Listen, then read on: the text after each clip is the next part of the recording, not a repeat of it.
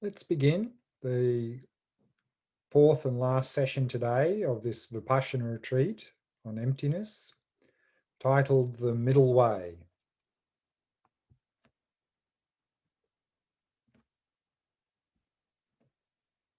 In this session, we'll begin with a meditation, another meditation on searching for me, the person. This time we'll use a hypothetical situation of being blamed for something we didn't do. Following which, we'll do a short review of some of the earlier points. We'll then look at what's called the mere I. How do we really exist if we're not findable? Then we'll look at the two extremes and how we're caught in these two extremes and how then to find the middle way between these two extremes. And then we'll do a little bit different emptiness meditation, and this time we'll be searching for the mind rather than me, the person. Time for some question answer, and then we'll finish with a dedication for the day.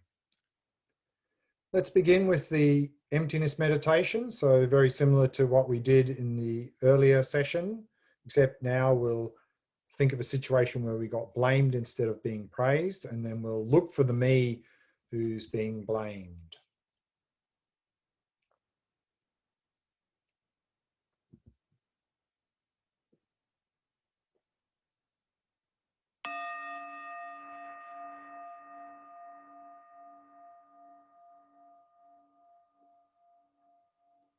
As always, we begin with preparing the body, back straight, and allow the entire body to become completely relaxed.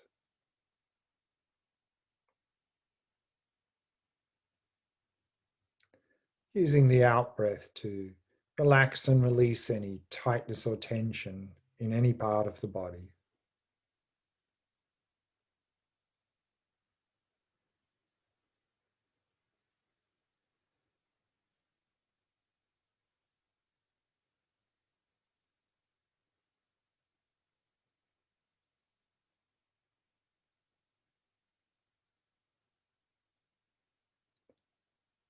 Allowing the breathing to settle into its natural rhythm.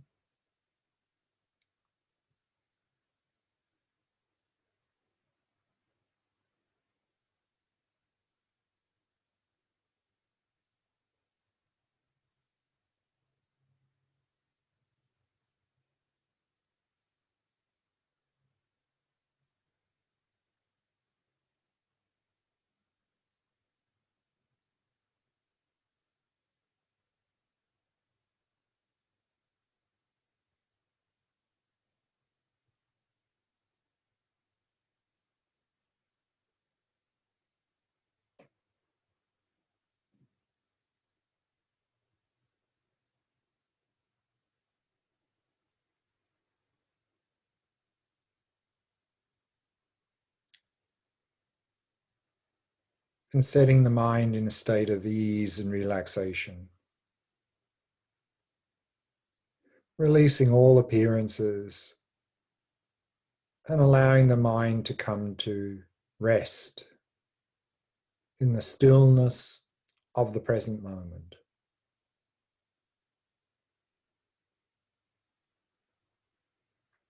Relaxed, still, and clear.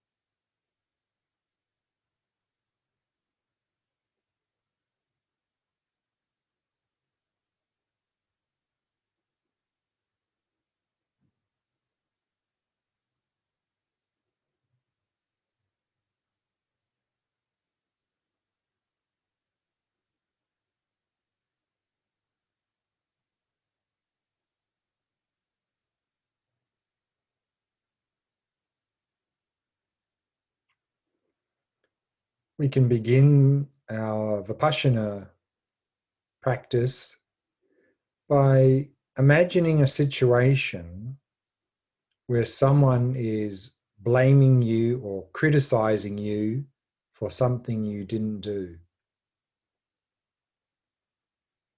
Try to picture such a scene clearly.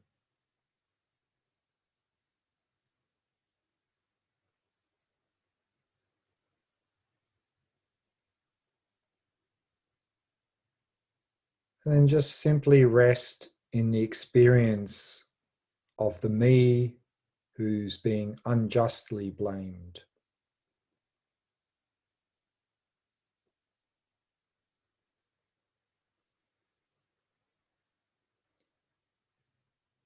Don't think about it or analyze it. Just rest in that experience of me who's being blamed.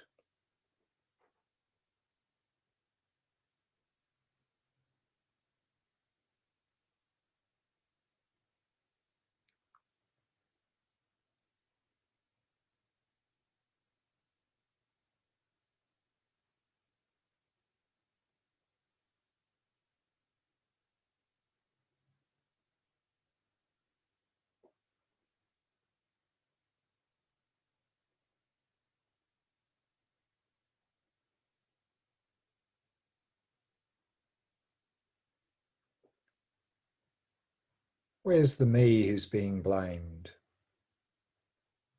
Is it somewhere in the body? Look closely.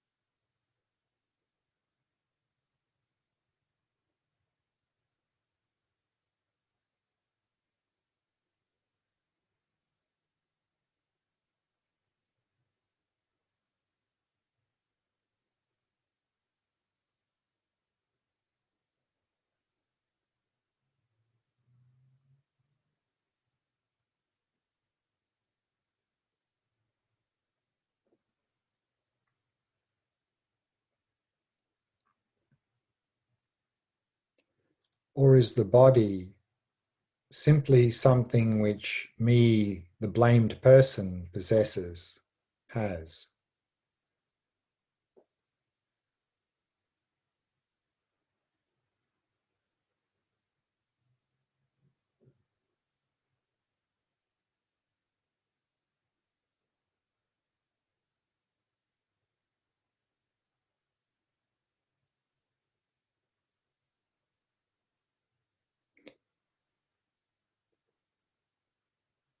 Can the me who's being blamed be found anywhere in the mind? Again, look closely.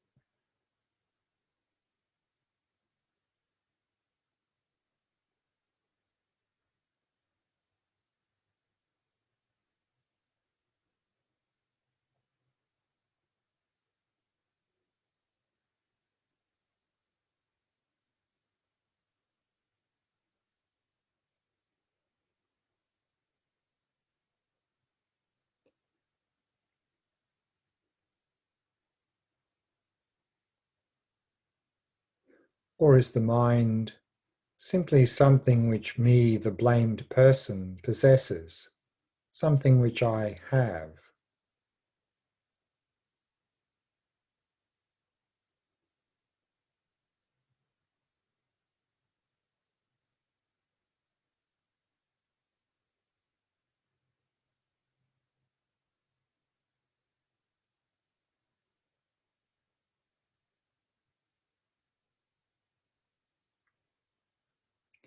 Yet, other than the body and the mind, what else is there here?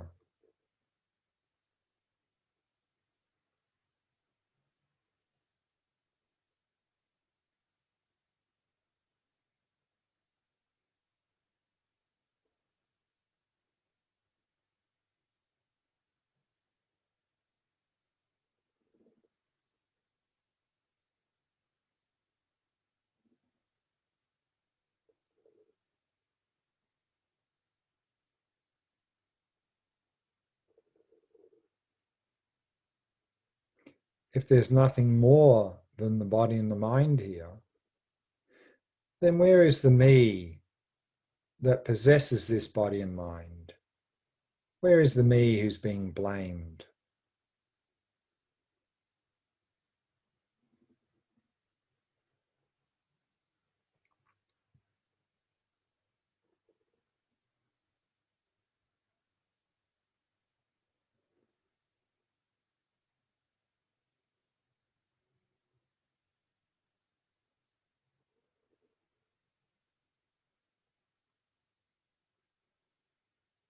If you can't find the me who's being blamed, simply rest in the experience of not finding. Don't investigate anymore, just rest there.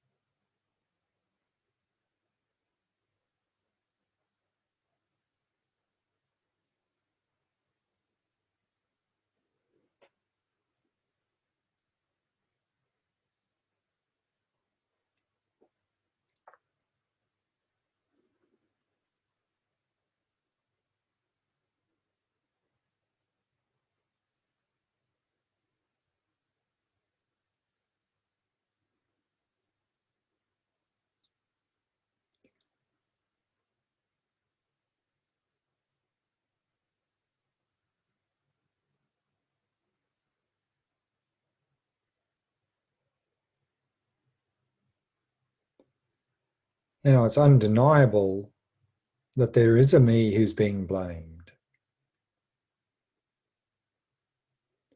But how can this me exist if we don't seem to be able to find it?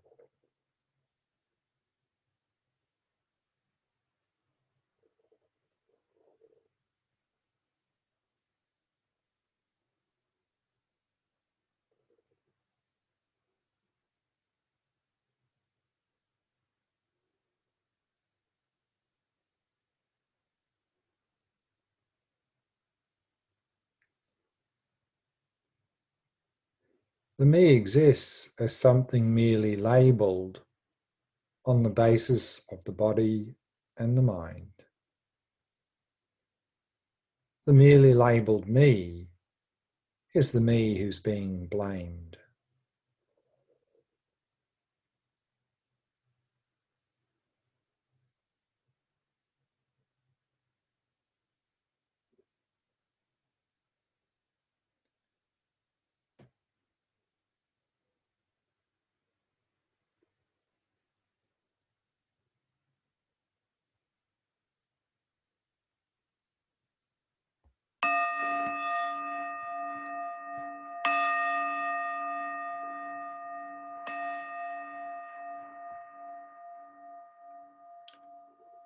And we can bring the meditation to a close.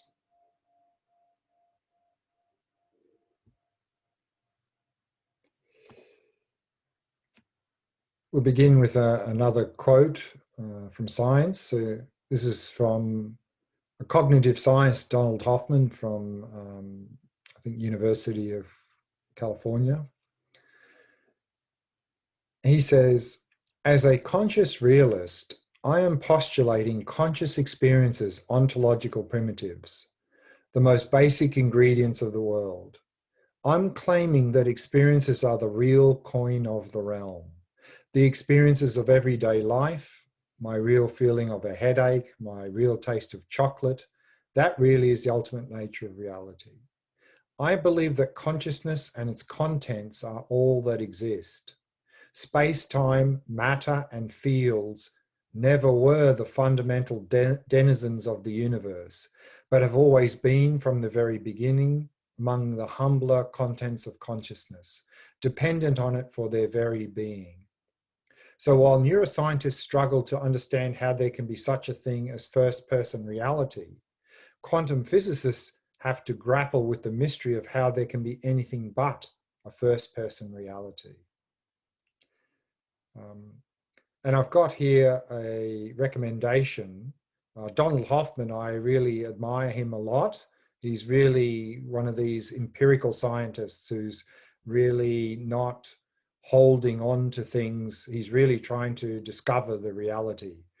And he's got a book called The Case Against Reality, but he's given a couple of interviews titled The Case Against Reality. And we see the URL here of one of those interviews that I really like a lot. So if you're interested, I highly recommend to watch this YouTube video from Donald Hoffman. I think you'll get a lot out of it.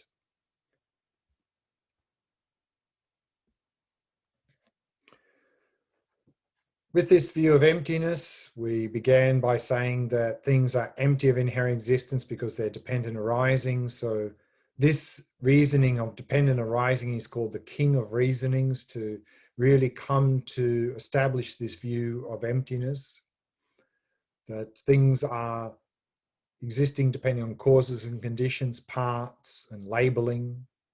And this labeling is all about creating our world of experience, drawing these lines, creating meaningful objects, giving names.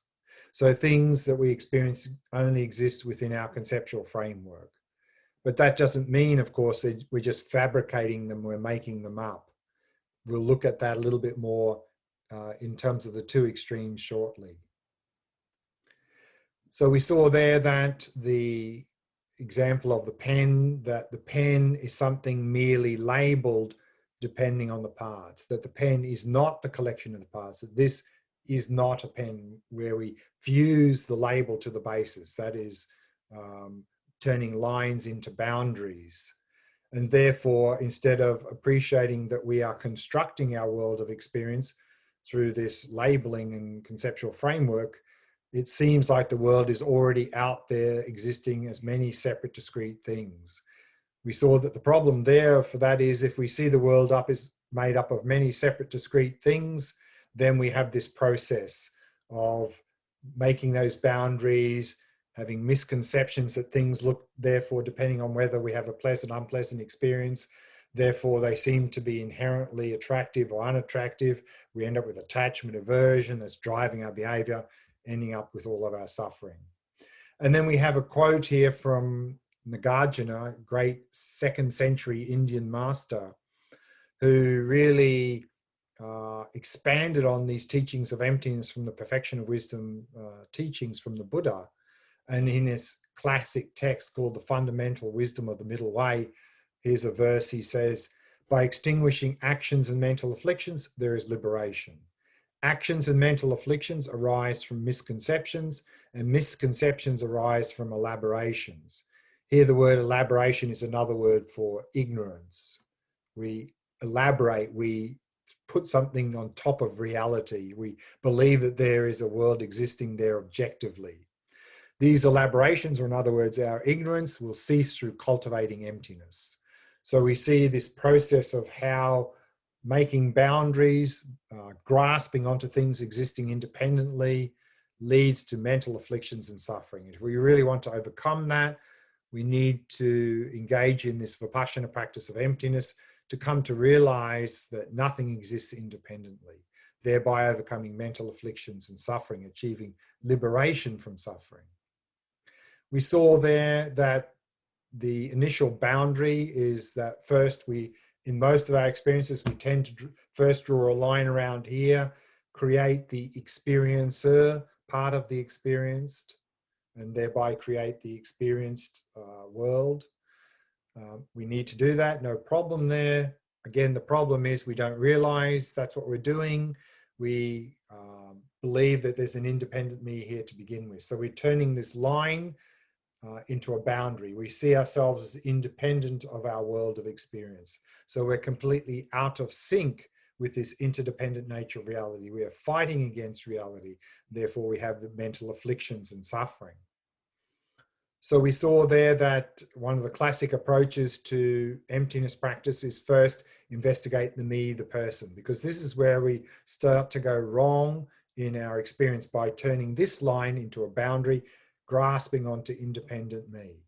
Therefore, in our Vipassana practice, to investigate, well, is there really an independent me here that seems to be here? And is there really an independent objective world out there which seems to be there?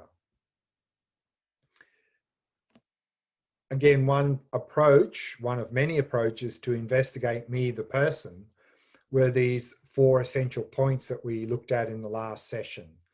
That first, to get really a clear sense of how we see ourselves existing, this independent me that seems to be here, to really have a clear picture of that, because that's the me that we identify with in our behavior. It's the basis of all our behavior. We want to see, does this independent me that seems to be here really exist? If it does, it must be findable. We must be able to, if it exists objectively from its own side, we must be able to find it here somewhere. Therefore, we need to look for that me that seems to be here. Is it the same as the body? Is it the same as the mind? Is it something different than the body and the mind? And if we look in those places and we don't find, then that independent me is not findable because we've looked everywhere for it. And if we don't find it, we rest in that experience of not finding. And that's an experience of emptiness. And hold that experience as long as we can in meditation. Allow that to penetrate more deeply in our mind. But then the question is, well, if we can't find the me here, well, I do exist. I know I exist. Then how do I exist? And the answer is the mere I. Let's have a look at what that means. Again, using the pen as a starting point, we saw that the pen is not the collection of the parts, but the pen is something merely labeled depending on the collection of the parts. Similarly, the person is not the collection of the body and the mind, but the person is merely labeled depending on the body and the mind. That's what we mean by mere I. The mere I is an I that is merely labeled, a me existing within the conceptual framework. But then you may ask the question, well, then who or what goes through this life? Because it seems to be a me moving through this life. And in Buddhism, we also talk about things going from life to life. So then the question is, well, then if there's no findable me, what goes to the next life? Or what even goes through this life? Because there is a me moving through this life.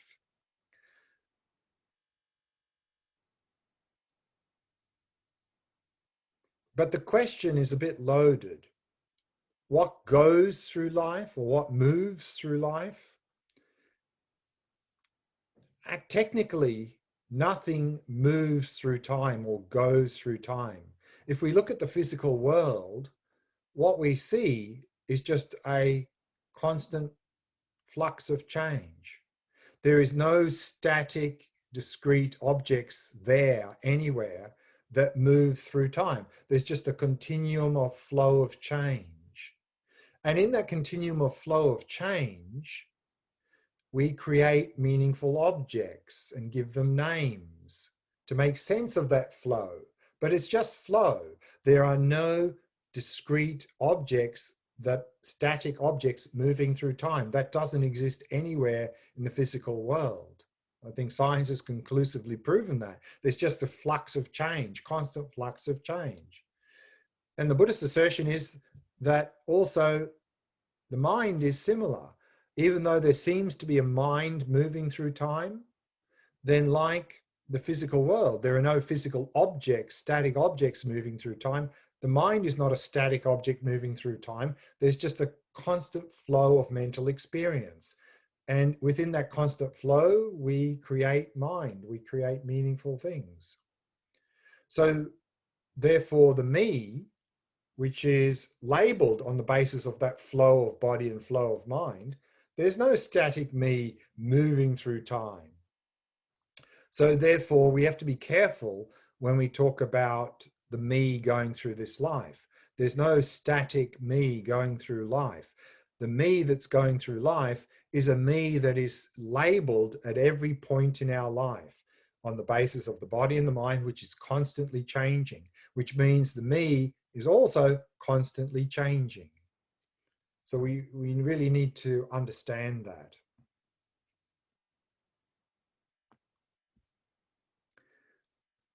And then I'd like to now talk about what's called the two extremes.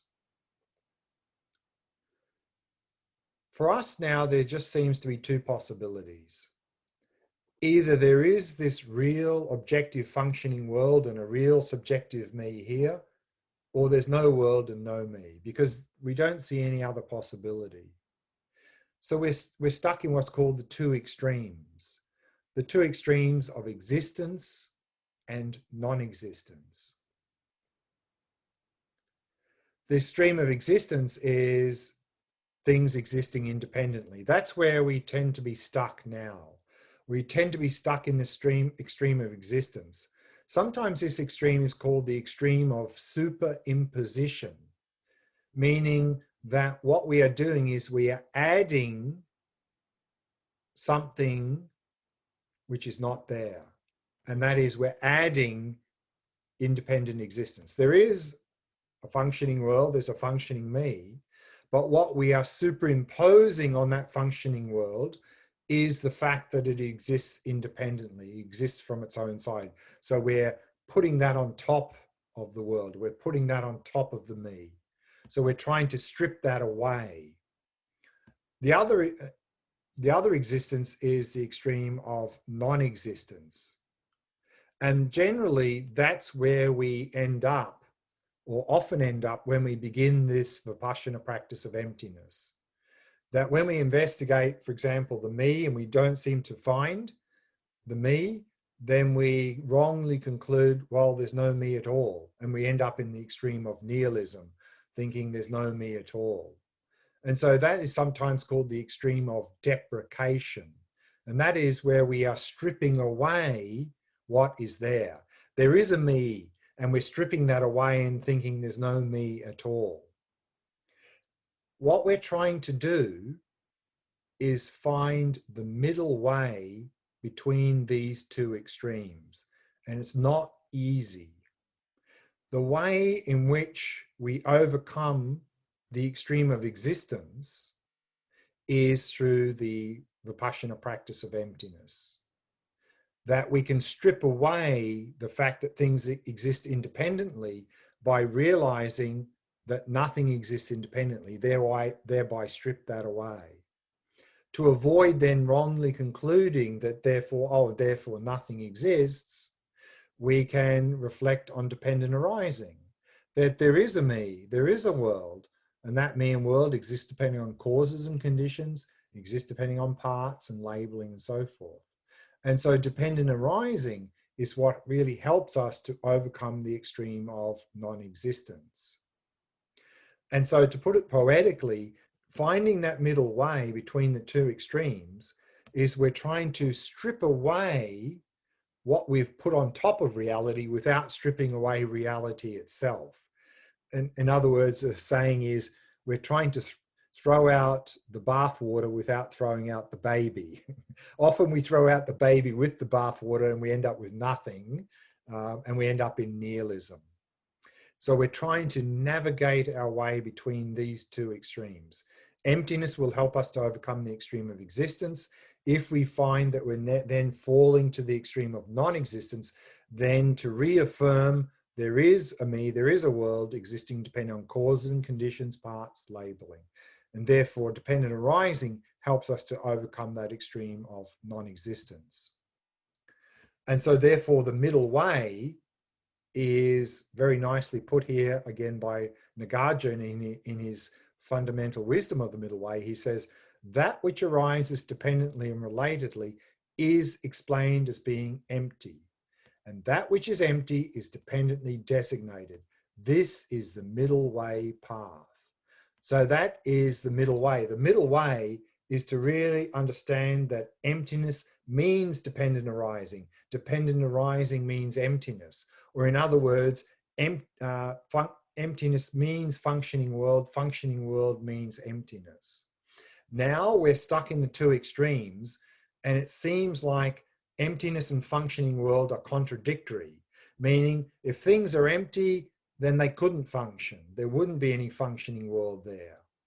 That's where we are. And if we start to really investigate that and go into the Vipassana practice of emptiness, then the next measure of understanding is that we'll think and say things like, well, despite the fact that things are empty, they do function, they can function. I accept that. But the real measure of understanding of the view of emptiness, of understanding the middle way, the correct understanding is because things are empty, they can function.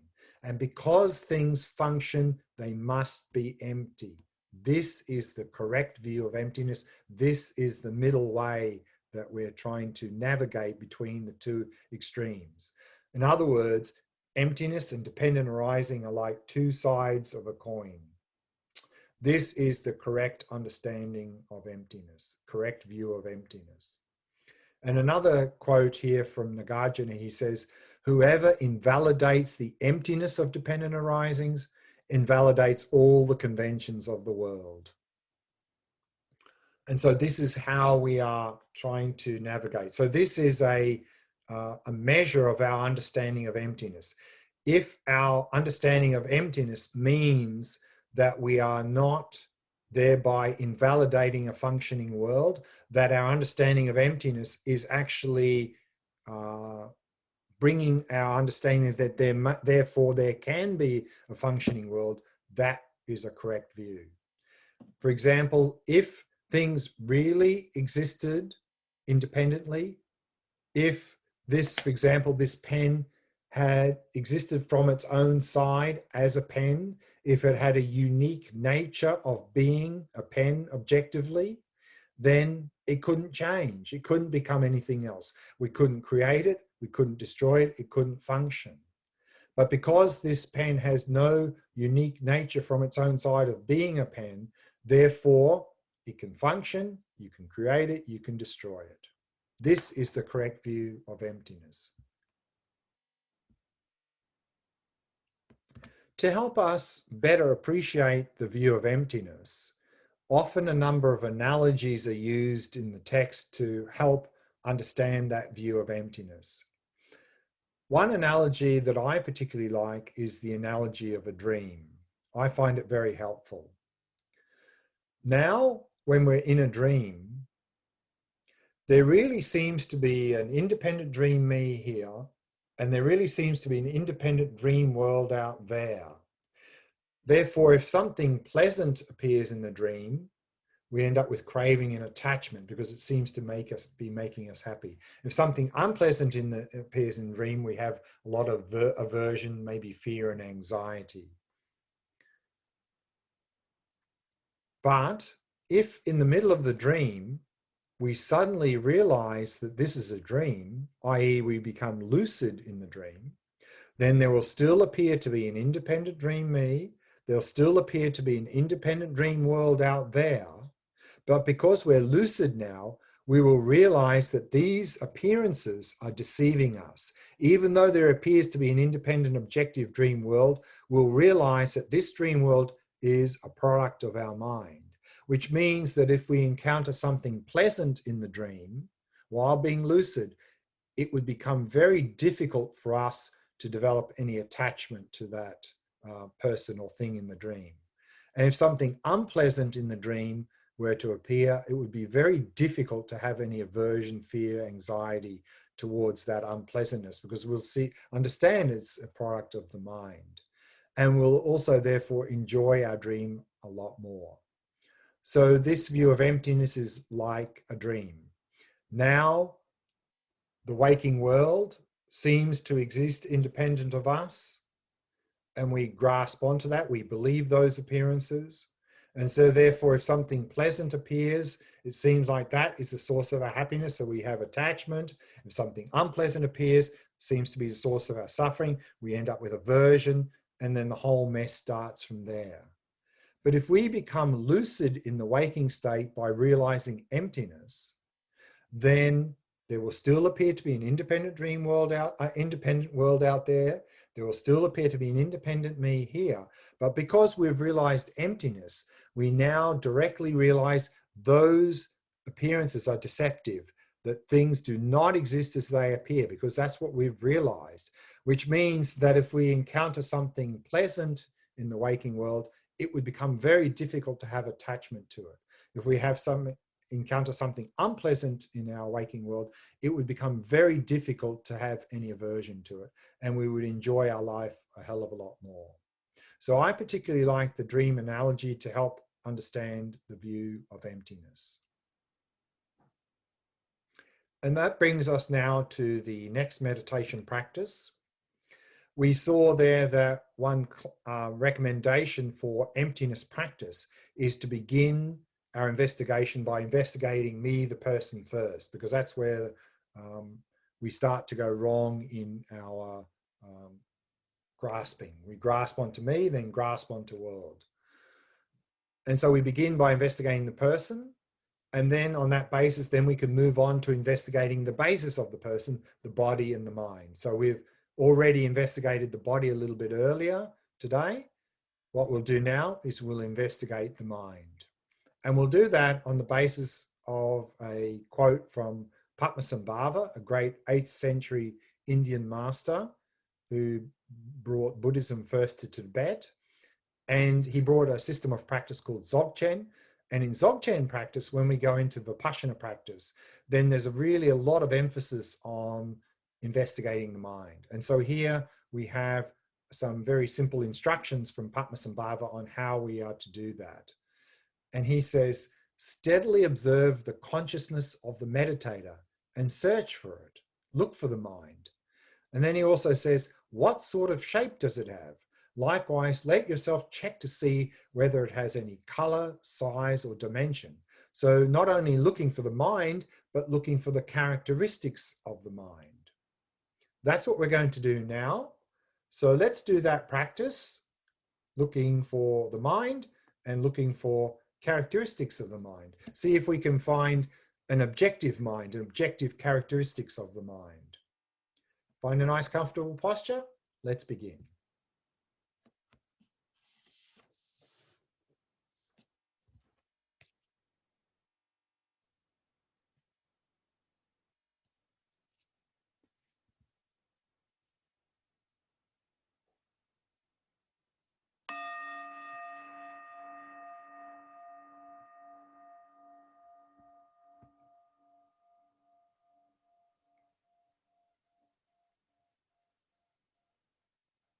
Setting the body into a state of relaxation, stillness, and vigilance.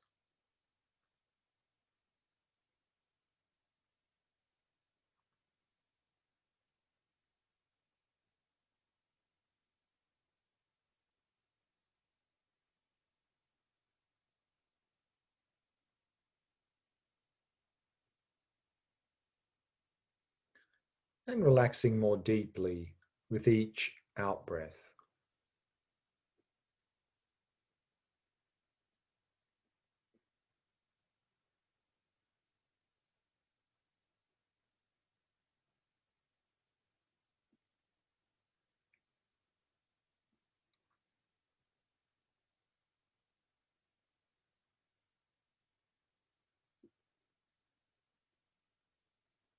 Allowing the breathing to flow naturally and effortlessly.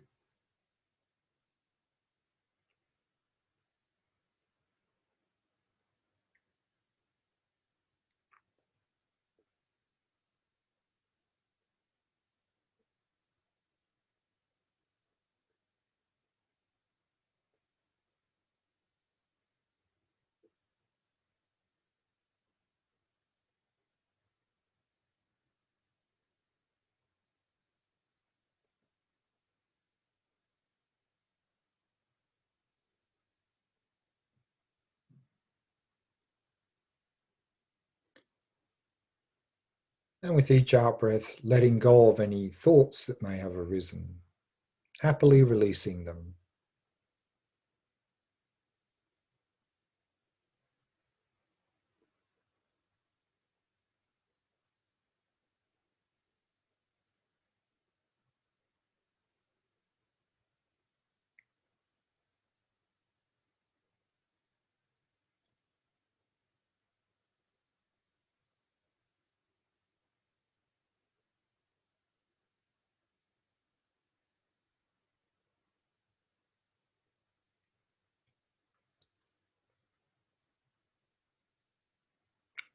And simply allowing the mind to come to rest in the stillness of the present moment.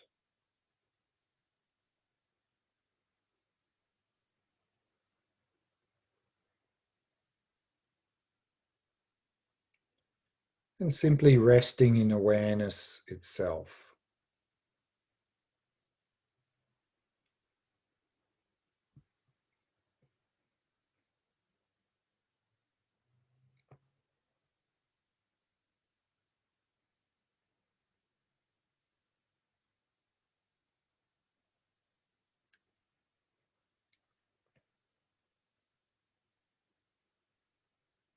Knowing that you're aware.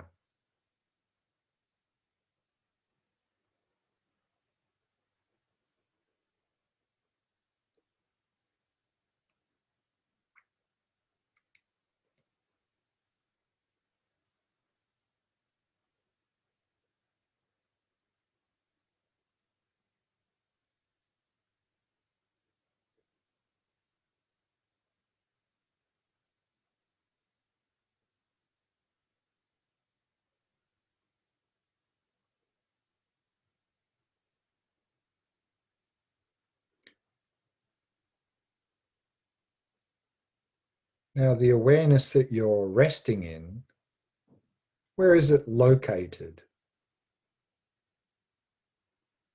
Is it inside the body? Don't try to intellectually answer this. Just look.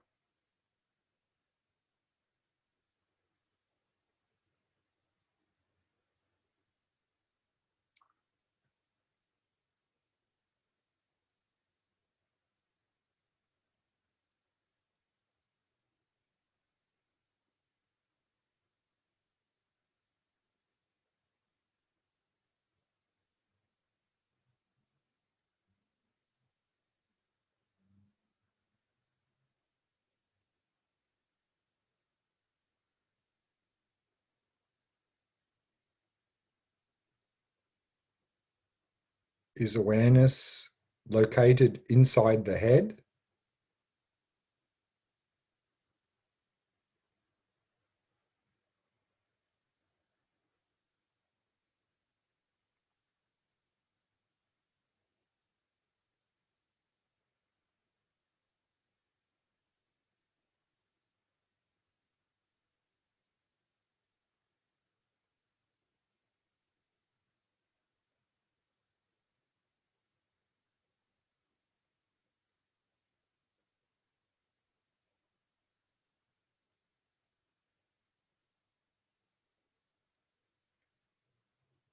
Is awareness located somewhere outside the body, in front of the body, behind the body, above the body?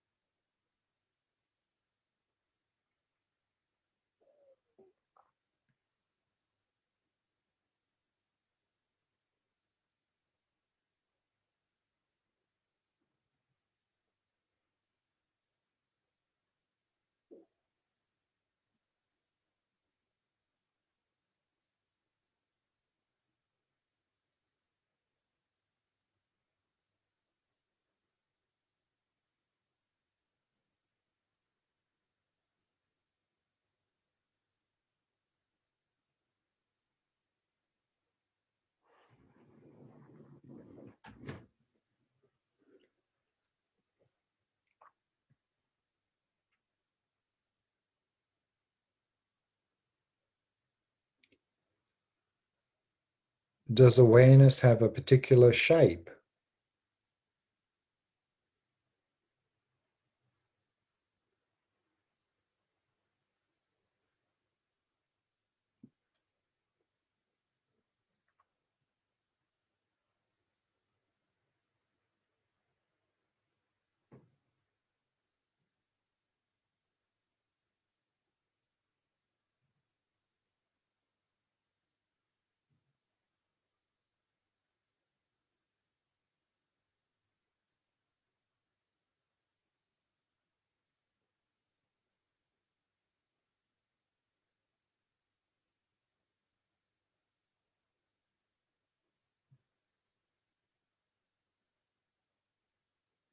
Does awareness have a particular color?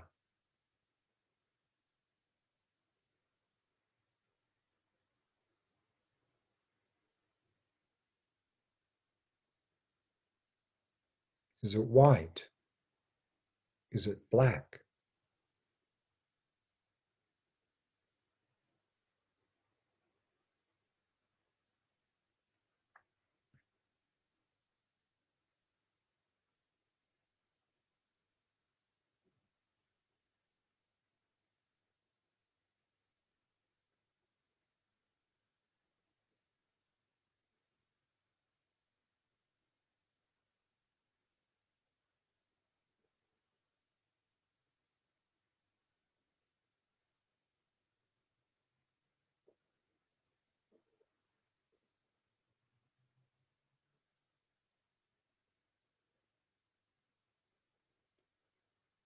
How big is awareness?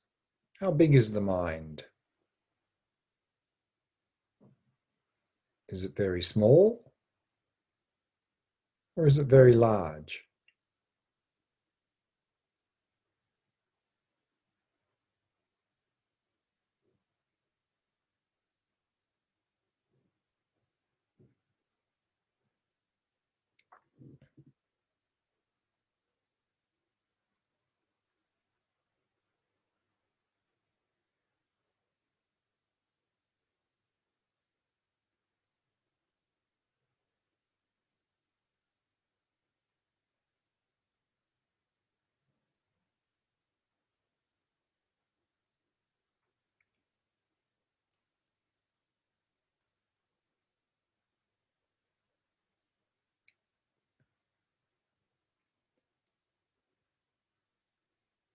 Does awareness have a physical limit, a boundary, an edge, a border?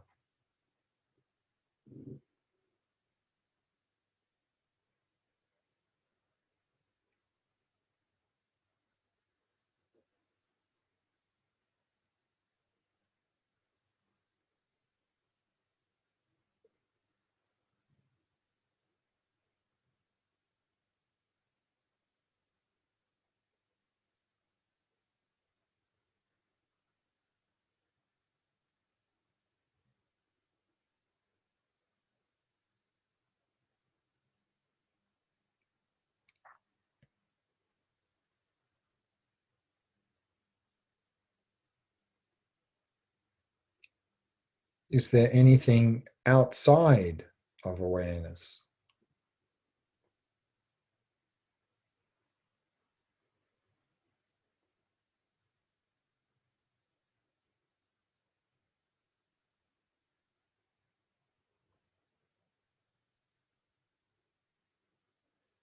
Is there anything outside of the mind?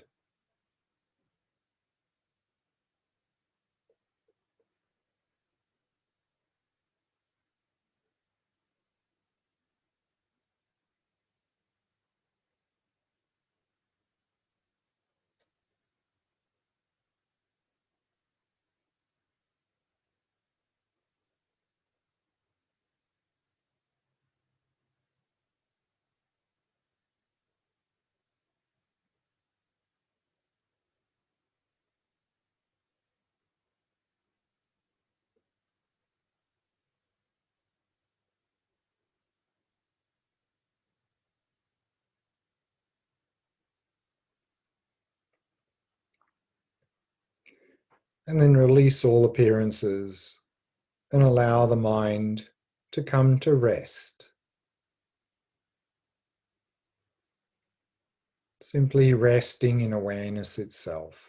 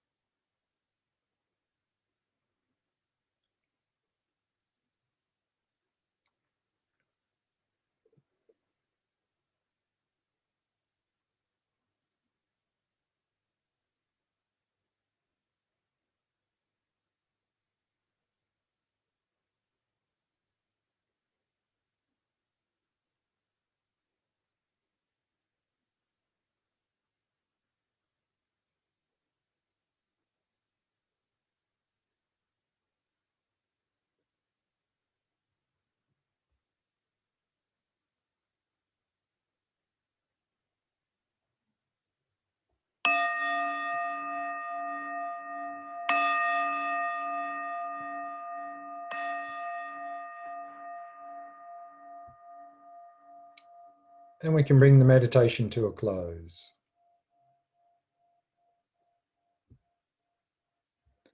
Have some time for question answer now. Anyone has any questions from anything today?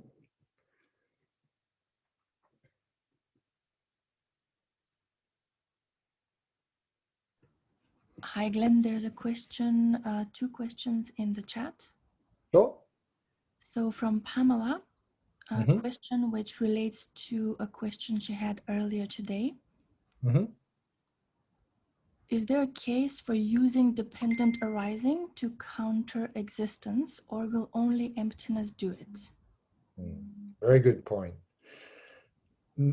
Normally we say that, as we saw in the earlier slide, is that the view of emptiness counters the extreme of existence, and the view of dependent arising counters the extreme of non-existence.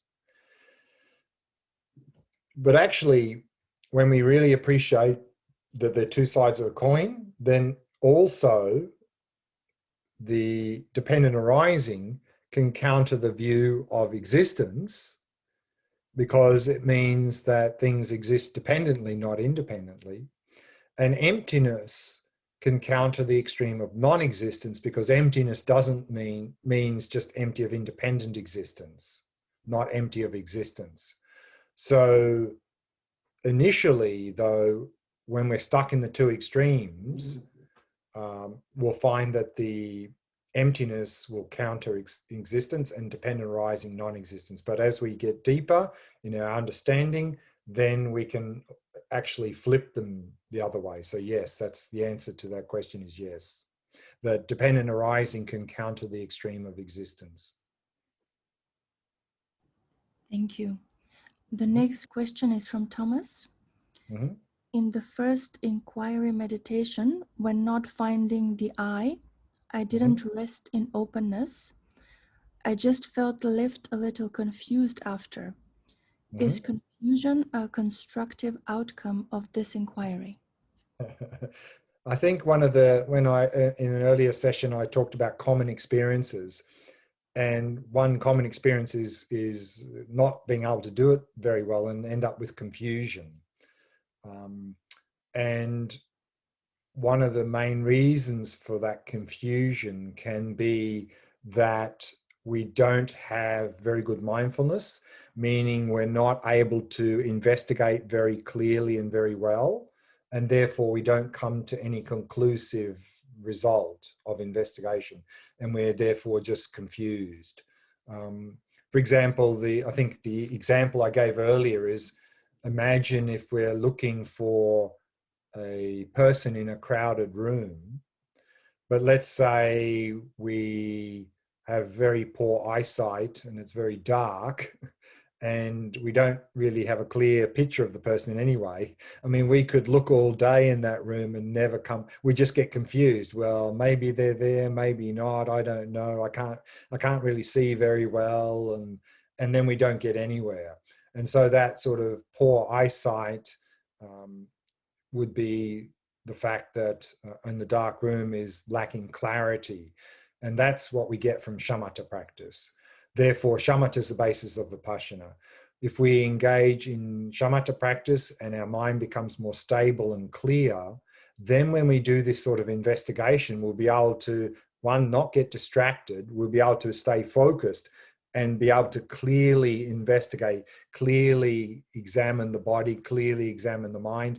And then when we come to the end of that investigation, to really then decisively know that me is not to be found, because we looked everywhere very clearly. Like if we had good eyesight, a lot of light in the room, we know what the person looks like. We looked decisively throughout the entire room. At the end, we go, definitely not there. Then we have a definite conclusion and an experience of not, and that experience of not finding is quite strong then, because it's an insight. That person is not there. Similarly, the independent me is not there. Part of confusion can also be not knowing how to look. For example, if we're looking for a person in a house and we're not sure how many rooms are in the house, then we could look very thoroughly in a couple of rooms very clearly, but again, be confused because we go, well, maybe there's another room. Maybe I didn't look in this room or something. I'm not sure. So similarly, if we're not clear about the method of searching and how to search conclusively, then we can also be confused at the end of the meditation. So that is quite common when we start this Vipassana practice, that this Vipassana practice, searching is not so easy, and particularly if our mind is not very focused and clear, and we don't really understand how to follow the instructions very precisely, then yes, confusion can arise.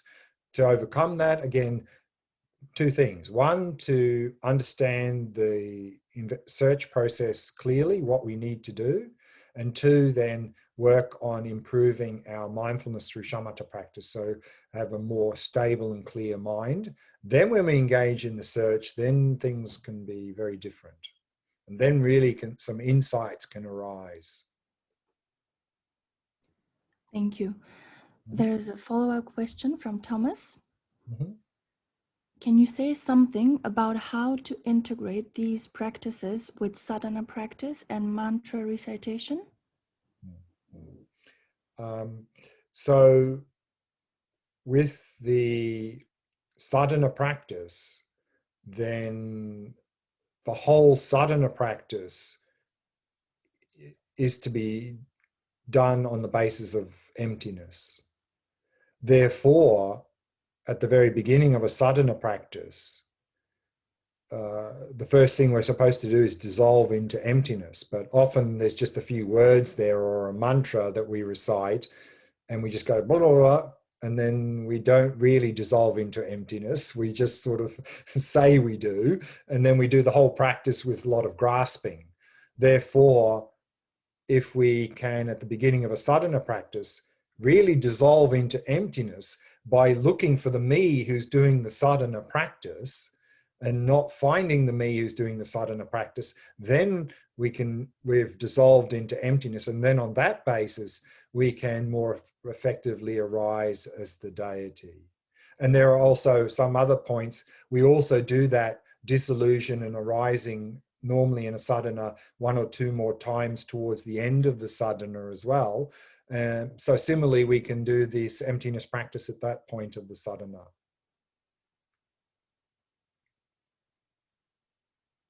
Any other questions?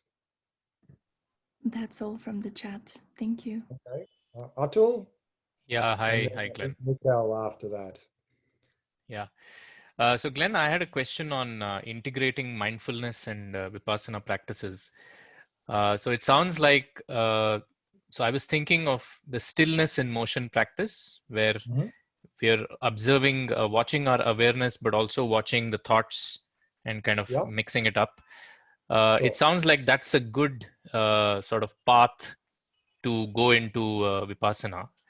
Yeah. Just wanted your comments on that. That's one question. And the other is, when we are doing the stillness in motion practice, is it a good idea to also watch the effort in that practice? Because sometimes the effort also is a grasping onto oneself. So any comments on those two Yeah, sure. topics? In general, any shamatha practice is good for Vipassana because any shamatha practice is improving stability and clarity of attention. What we find in a lot of the systems of practice of Vipassana, there often is a correlation between the shamatha practice and the Vipassana practice.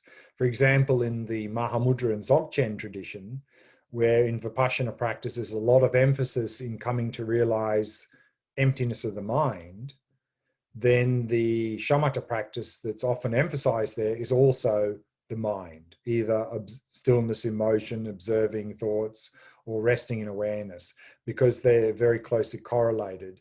So yes, if we are really drawn to sort of nature of mind practices, Vipassana, then yes, it would make sense as a shamatha practice to do stillness in motion or resting in awareness as the shamatha practice, because then we can easily segue into Vipassana by even just starting to ask some questions in that shamatha practice, like who's resting in awareness, for example. Then we have gone into a nature of mind practice. So yes, that can be very helpful in terms of that correlation with the Vipassana.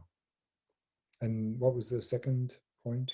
So the second question was about just watching the grasping as well in the stillness in motion, because you can start putting a lot of effort into the practice itself, which I think is also a form of contracting around yourself, right? So is that a good idea to Yeah. practice on those Um, lines? so remember, in shamatha, the goal is to cultivate a calm, clear, focused mind. And the reality is, whatever shamatha practice we do, there will be grasping. And okay, that's okay. Because we haven't started to overcome that yet.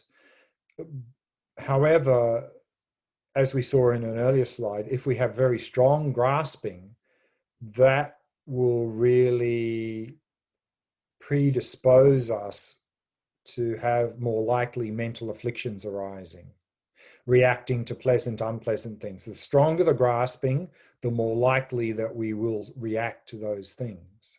Therefore, and we'll look at this in the last session tomorrow, the importance of an integrated approach. Meaning, if we are engaging in any sort of shamatha practice and we notice strong grasping, particularly that strong grasping leading to like craving, aversion, anxiety, or whatever, then they are going to interrupt shamatha practice. And then we can alternate with a bit of Vipassana. Then we can go into a little bit of Vipassana practice, emptiness practice, to release that grasping a little bit, and then go back to the shamatha, and therefore have hopefully a little bit less grasping. Therefore, we can go maybe a little bit deeper into the shamatha practice. Therefore, we can carry that little bit deeper stability and clarity back over into Vipassana practice, go a little bit deeper in Vipassana practice. So we sort of alternate shamatha Vipassana. And what we find, and we saw that I think earlier in the shamatha retreat, is that eventually they become unified. We unify shamatha Vipassana on emptiness. But initially, some alternation is very helpful because they'll support each other. And that's something we'll be looking at a little bit in the last session tomorrow. The importance of an integrated approach, not just shamatha vipassana, but also compassion and also what's called foundation practices, is that these areas of practice will enhance the other areas.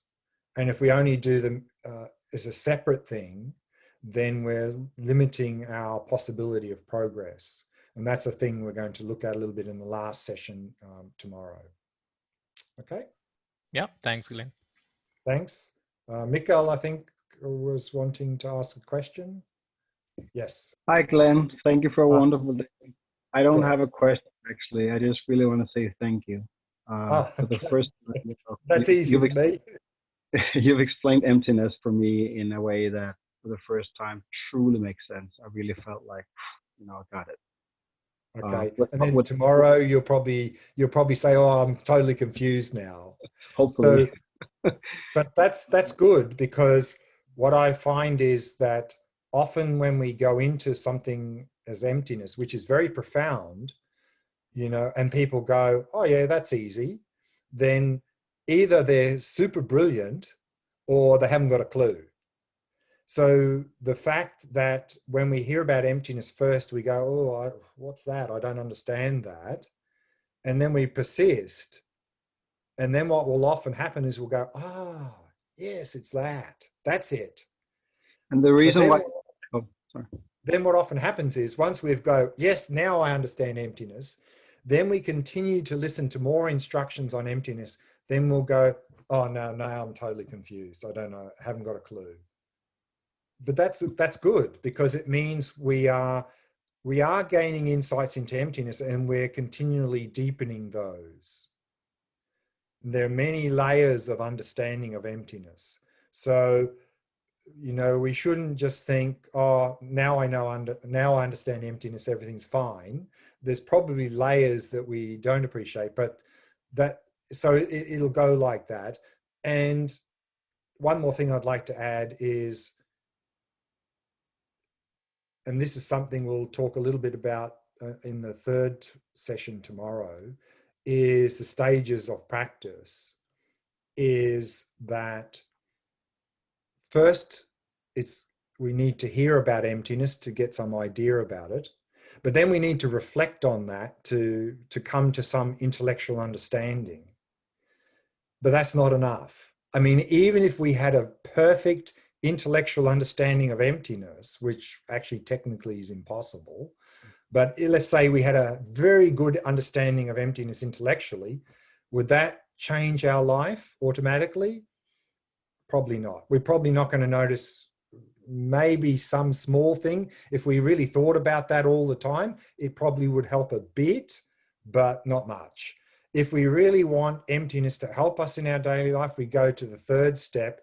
That's where we bring intellectual understanding into experience through meditation. That's what we're doing in these meditation practices, is we're bringing intellectual understanding to experience so that we can experientially start to see the world in the correct way.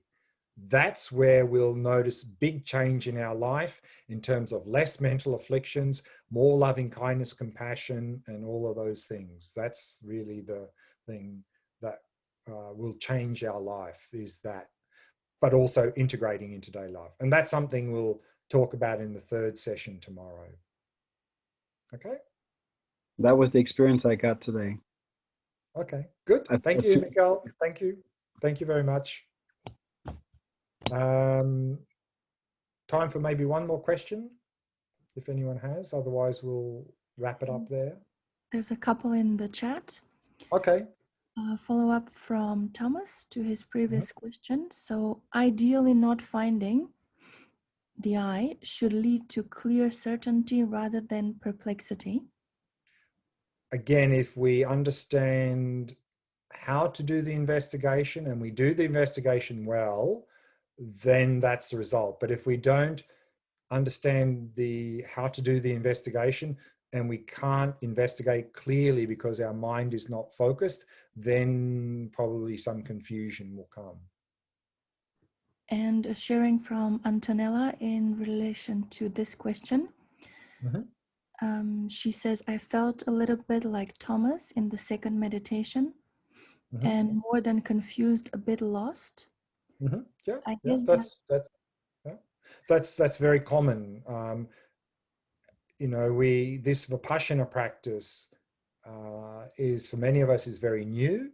And so first and we'll look at this a little bit more tomorrow, is first it's good to hear about emptiness, many times, to reflect on that, to gain a better intellectual understanding of what emptiness and dependent arising is, and at the same time then work on improving our ability to focus through shamatha practice. And then we can bring both of those into vipassana practice, and then we can really start to make some progress in vipassana practice and start to have a little taste of the emptiness. Also, the vipassana practice, there are many different ways of approaching vipassana practice, and some different approaches work better for others than other approaches. So I'm in this weekend retreat, I'm trying to give a few different options, and we'll give a few more different approaches tomorrow. And then if there's one of those in particular that really resonates with you, then it would be good to sort of stick with that approach to make some headway into vipassana practice. So that's what I can recommend. So don't worry too much about the confusion. That's completely normal when we go into this practice. It just means we need to do a little bit more hearing about emptiness, reflecting on emptiness, and also a little bit more work on shamatha practice as well to support that emptiness practice. Okay. So let's leave it there. We've run out of time. So before we run away, let's dedicate all of our efforts today in these sessions. It's not very common that we get the opportunity to listen to, reflect on, and meditate on emptiness. So I think it's time well spent today. Let's dedicate all of our efforts then based on this dedication prayer here from Great Indian Master Shantideva. May all beings everywhere, plagued by sufferings of body and mind, obtain an ocean of happiness and joy by virtue of my merits. May no living creature suffer, commit evil, or ever fall ill. May no one be afraid or belittled with a mind weighed down by depression. May the blind see forms and the deaf hear sounds. May those whose bodies are worn with toil be restored on finding repose. May the naked find clothing, the hungry find food. May the thirsty find water and delicious drinks. May the poor find wealth, those weak with sorrow find joy. May the forlorn find hope, constant happiness and prosperity. May there be timely rains and bountiful harvests.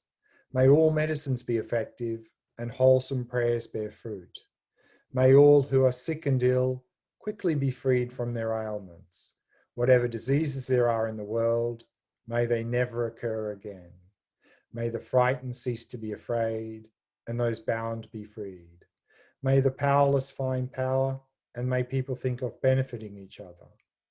For as long as space remains, for as long as sentient beings remain, until then may I too remain to dispel the miseries of the world.